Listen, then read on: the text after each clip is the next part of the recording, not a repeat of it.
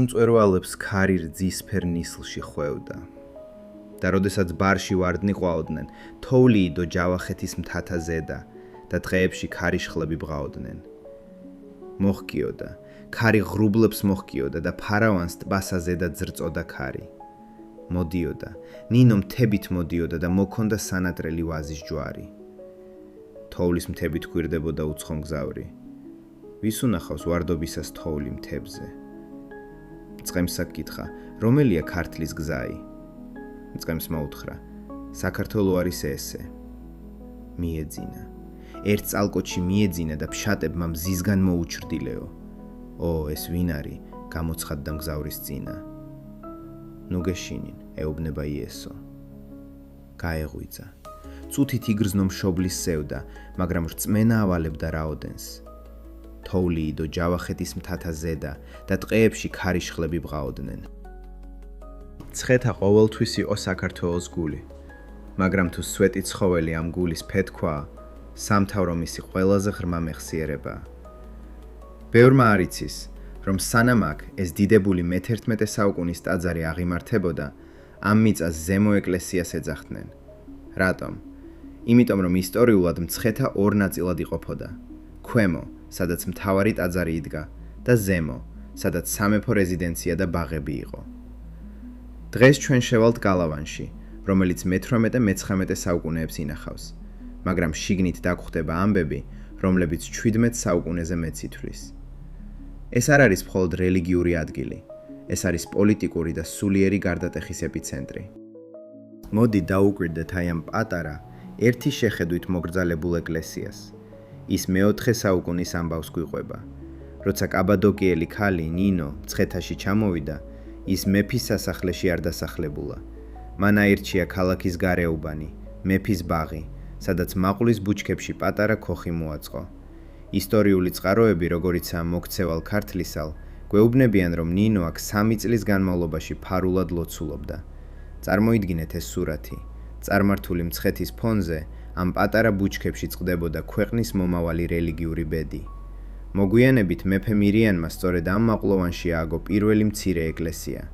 დღევანდელი ნაგებობა მართალია გვიანდელია, მაგრამ ის ზუსტად იმ ენერგეტიკასა და ადგილს ინახავს. დააგვირდით მის წყობას.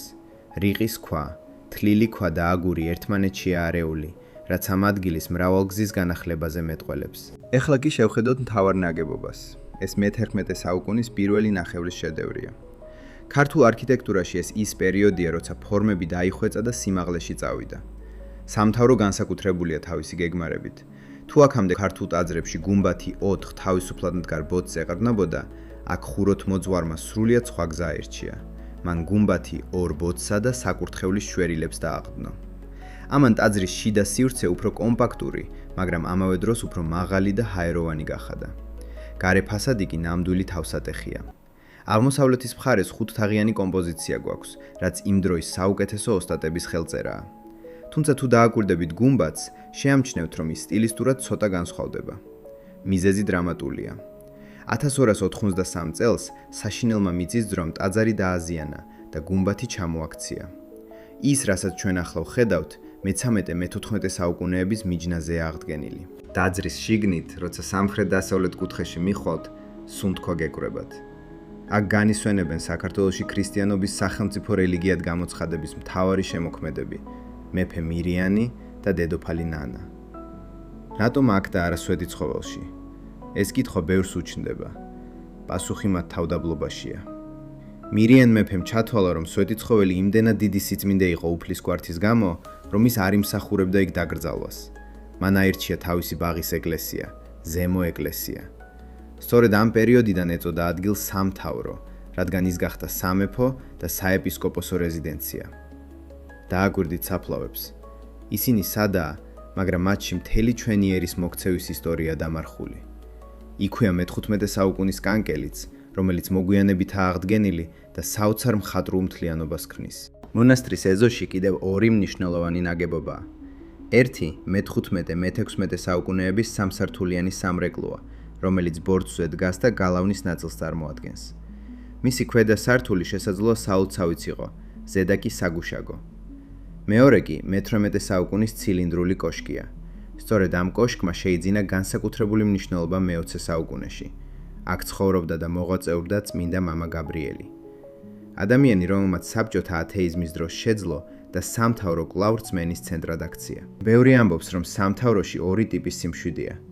ერთი უძველესი, მეფეების დროინდელი და მეორე თანამედროვე, მამა გაბრიელისეული სიყვარულის სიმშვიდე. სამთავრო არ არის მხოლოდ არქიტექტურული ძეგლი, ან იუნესკოს მემკვიდრეობის ნაწილი. ეს არის ცოცხალი ორგანიზმი.